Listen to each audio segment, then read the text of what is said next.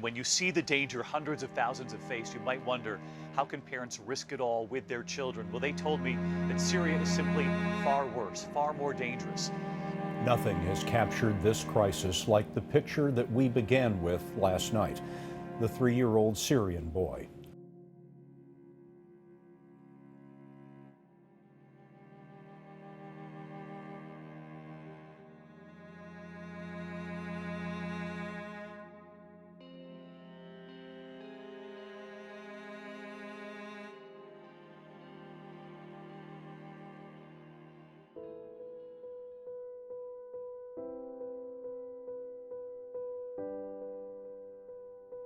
But overall, it's the injustice.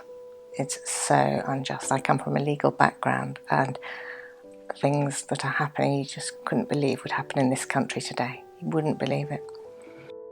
One thing that is difficult, that we were told when we first became visitors, is if we want to try and fix stuff, this isn't the role for us. We can't always fix what we're up against, but we can make a stand against it, and we can resist it, and we can say, not in my name. So there is that sense of we're offering friendship and befriending people, despite the system. Yeah.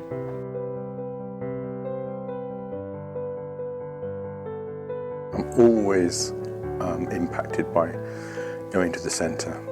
Sometimes when you drive up there, you sort of, before you get out of the car to ask permission to enter, I have sort of take a deep breath and say, here I am again, start again, do it again. It's always a challenge, always a challenge. But on the other hand, you know, people I've visited, I've done all sorts of things. I always say that I've had meals under coconut trees in Sri Lanka. I've walked the beaches of Algeria. I've done all sorts of things that I wouldn't have done otherwise, and yet I've done it all from right next to the runway at Gatwick. So, seeing their mental health deteriorate so much, that's very distressing. In particular, I'm thinking of one man who was very, very ill, just couldn't cope with life. Eventually, he didn't even come to visit. He couldn't go out of his room. For months and months and months, the only time he came out of his room was to visit me. And then he even gave up on that. And he's still there. That's not nice. Sometimes, one man was deported back somewhere in Africa, and he rang me about 3 months later out of the blue. And he just said hello, just wanted to say hello, so that was nice, yeah. Last night I had a phone call from someone I first visited probably nearly 10 years ago now, who wanted help with something. And so yes, I do keep in touch with them. I don't keep in touch with everyone. I think like most things in life, you make friends with certain people and you stay in touch with them. Other people you meet fleetingly and you quite enjoy their company or don't. Some people have been deported and I haven't had any contact further, but some are currently out on bail, and I do have contact, and I have contact with people also through the Refugee Tales project too. So yes, we've got quite a little community of people that we're just saying, yes, we still have a care for you, and yes, keep in touch. It often isn't. That's the problem, is to try and think about it.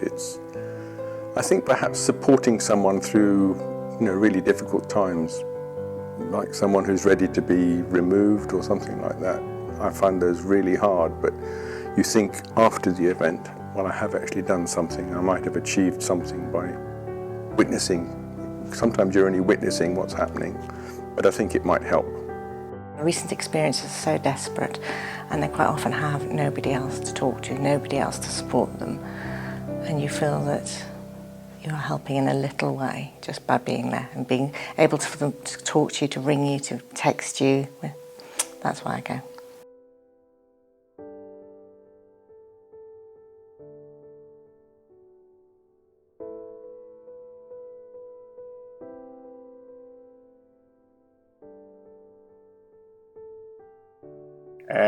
My first impression was very horrible.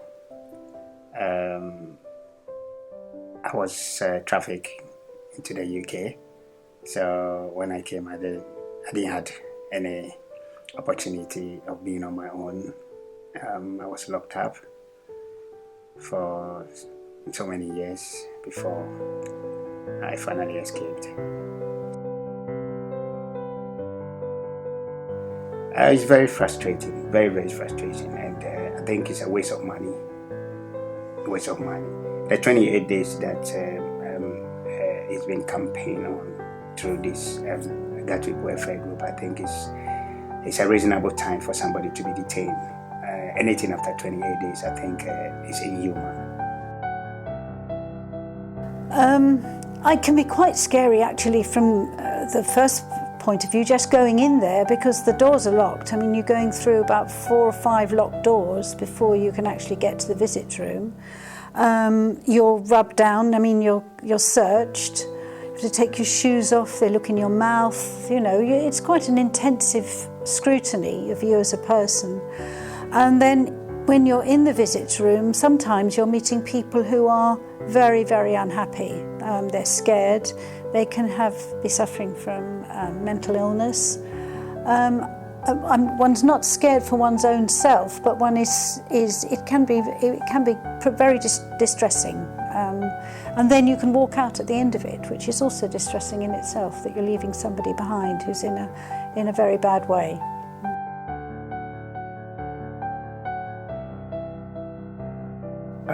Very helpful, very, very helpful, because I've been detained in the past and I never had any visitor in the various other detention centers till I came to Brook House, and that was the first time I had a visitor, and it has been very brilliant and very helpful, and that has made me to have a very good relationship with my visitor even till now.